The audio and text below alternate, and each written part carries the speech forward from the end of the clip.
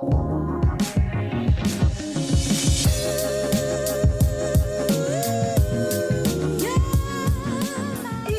back to my channel. So today is going to be my third anti-haul. If you're not sure what an anti-haul is, it is basically just a video where I will be sharing with you new beauty products that I'm not interested in buying for a variety of reasons. Now, I got this idea from Kimberly Clark. I'm sure you know who she is. She's got a ton of anti-hauls. I will leave a link to her channel down in the description below. But I also heard that Amber's Beauty Chair was the first one to start this trend, so I will also leave a link to her channel down below as well. Really quick, I just want to put a little disclaimer out there. If you enjoy these products and you just think they're absolutely great, please do not take offense to this. Just because a product doesn't work for me doesn't mean that it won't work for someone else. We are all different and unique and have different tastes.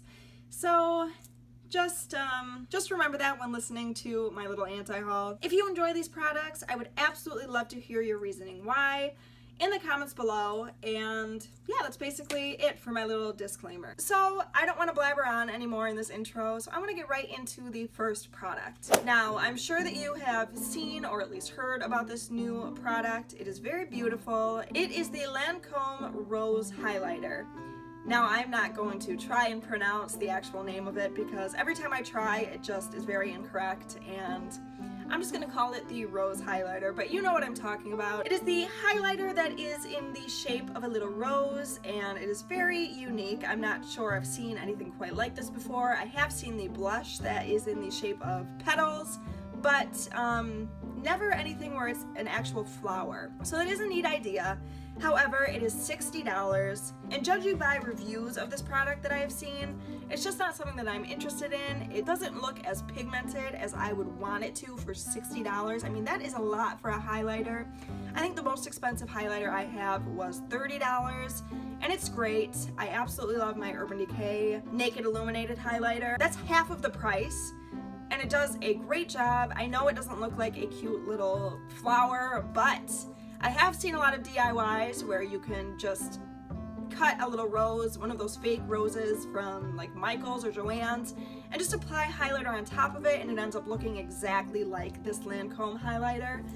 And that would be literally so inexpensive compared to $60 for a highlighter that is mostly just for display, in my opinion. I just think that there are a lot of better products out there for a cheaper price. They may not be as cute, but overall I think that they would have better pigmentation. And if you want to create this DIY, then you can literally just look up DIY Lancôme Rose Highlighter, and there are a ton of videos on that, so to me, it's just not worth it for $60. Moving on to the second product, it is the Urban Decay Nocturnal Shadow Box eyeshadow palette. Now, this eyeshadow palette has 12 shadows in it, including 3 from the Vice palette, Delete, Armor, and Heroine. By the way, sorry if I'm looking over to the side. I have notes written down, and I want to make sure that I add everything that I want to into this video, so just ignore me not staring right into the camera for a second. So there are 3 different finishes in this eyeshadow palette. They are matte, shimmery, and glittery. Judging by my other Urban Decay palettes, I'm sure that they are very velvety and smooth, because all of those are. The thing that gets me with this palette are the shades themselves. I'm not a huge fan of the shades.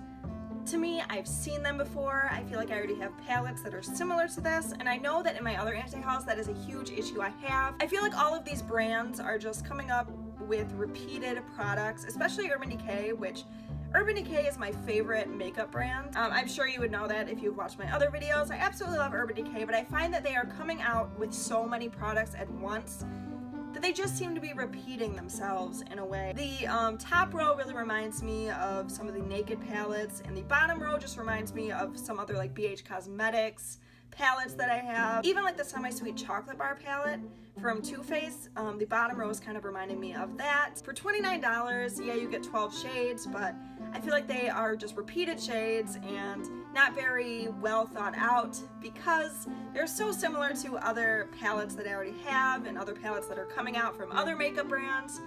I'm just not interested in this specific palette. It's too repeated for me. The third product that I want to talk about is the Too Faced Peanut Butter and Honey Eyeshadow Palette. Now, I do love the food-themed Too Faced palettes. I love my Semi-Sweet Chocolate Bar, my Matte Chocolate Chip and White Chocolate Chip palettes, but I feel like they're kind of overdoing it in a sense. I mean, they have the Peanut Butter and Jelly palette, and now they have the Peanut Butter and Honey eyeshadow palette. It is a cute idea, but once again, I just feel like it's overdone. The shades are just very, very similar to items I already have. For example, they remind me of the Semi-Sweet Chocolate Bar and the White Chocolate Chip palette. The only shade that I am very interested in and would probably wear out of this palette would be Honey Buns. It is a nice golden shade. It's kind of like a golden yellow shade, and it's different from anything that I do own, and to me that's very important. I love when makeup brands come up with new products, and I get that there are a lot of makeup brands out there and it's kind of hard to keep up and come up with new ideas just because, you know, there's only so many colors, but I feel like the delivery of this palette is just too similar to other Too Faced products that are already out there. I feel like if you plan on spending $36 on a palette with 9 shades in it, you might as well spend $49 and get yourself a chocolate bar palette. The chocolate bar palettes have 16 shades in them, and they have shades that are both similar to the Peanut Butter and Honey palette as well as different, and I feel like they expanded on these shades a little bit more. So to me, I'm just gonna stick with my Semi-Sweet Chocolate Bar palette and my 2 other like mini chip palettes, which by the way, I have a first impression and review on both of those palettes, so I will leave a link to the description below to those. Be sure to check those out. Sorry, little shameless plug.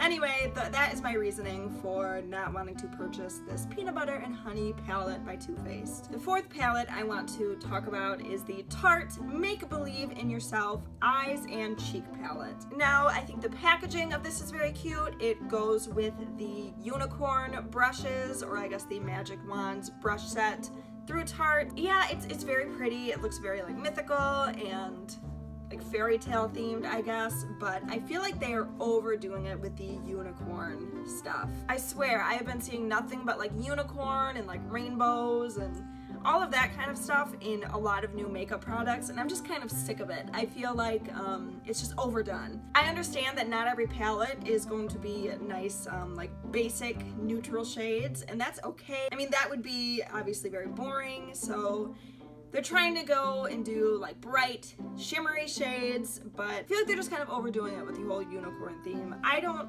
really see myself wearing any of these shades. I mean, maybe a few of them, but for $40, you get 11 shades. I'm not into the unicorn inspired eyeshadows. It just doesn't interest me. I feel like it's overdone, and I'm personally not going to pay $40 for unicorn themed eyeshadows. I feel like that's just a little bit young, and I realize that there are people that do love that, and that's very understandable, but to me, I just don't think I would wear like these rainbow crazy bright shades on a daily basis. Therefore, I would not hit pan on them, and I don't want to purchase an eyeshadow palette that I don't plan on hitting pan on with any of the shades. That's just a waste of money to me. And I've actually heard this from a lot of other people on YouTube. They're just not into the whole unicorn themed products. I've heard a lot of people aren't interested in like the unicorn brush set or the other products that go along with this specific line. So I don't think I'm the only one that feels the same way about the whole unicorn products. Let me know in the comments below if you are kind of over the unicorn themed items as well. I'd love to chat with you about it. Now, the next item that I will not be purchasing is the Milk Makeup Shadow Quad in both the Day Goals and Night Goals. Now, if you aren't sure what this palette is, it is $36 for 4 shades. No, I'm just not gonna do it. I'm not gonna pay $36 for 4 eyeshadows. I especially don't like the Day Goals eyeshadow. I have these shades. I swear I have all of these shades, and you can get palettes with a ton more shades in them for $36, if not cheaper. And I have also read reviews on these products and just heard a lot about them, that the shimmer shades are not very visible whatsoever. They are very sheer and not very pigmented. And I've heard that the matte shades don't last very long, that they kind of go away as the day goes on. They just kind of fade, which, you know, is not a good thing, especially if you were paying $36 for 4 eyeshadows. I feel like if you're gonna pay that much for 4 eyeshadows, they have to be really good. They have to be super pigmented, very long lasting, and yeah, I mean, that's basically it. I heard that they crease even with eyeshadow primer, and no, I'm just not gonna do it. I'm not gonna pay $36 for eyeshadows that are not great. You only get 4 of them, and to me, it's just a waste of money overall. And the Day Goals is just a complete repeat of a lot of Naked palettes that I already own. This reminds me of like the Naked Basics palette even. And the Night Goals is a little bit more interesting. The shades are a little bit more different and out there, but once again, if they're going to crease and they're not going to last very long, I'm not going to spend the money for them. I mean, I'm even reading one of the reviews right now, and it says that they are very dry and unpigmented and they're not blendable, so judging by all of the horror stories that I am reading, it's just not worth it to me. Alright guys, so that is it for my third anti-haul. If you want to see my other anti-hauls, I will leave a link to them in the description below. I really hope you check them out. I hope if you enjoyed this video that you give it a thumbs up and subscribe for more videos. Let me know in the comments below your thoughts on these products, if you own them, if you want to. If you don't like them and you agree with me, then I would love to hear back from you. I just love as much feedback as I can get. Thank you all so much for watching this video, and I will see you in my next one. Alright, bye guys.